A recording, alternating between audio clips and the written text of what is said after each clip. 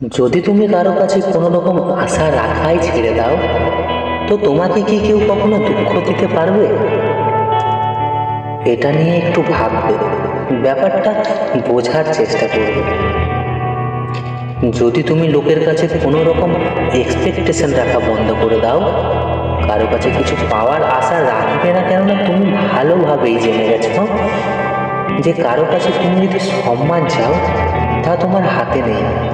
কারো কাছে তুমি যদি ভালোবাসা চাও, তাও তোমার হাতে নেই।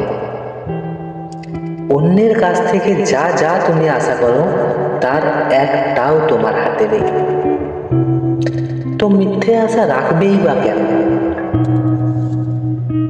তুমি যদি নিজেকে এই রকম মেন্টাল স্টেটে নিয়ে যেতে পারো, তবে দেখবে তোমার জীবন থেকে আচমকা সব দুঃখ যেন উধাও হয়ে গেছে।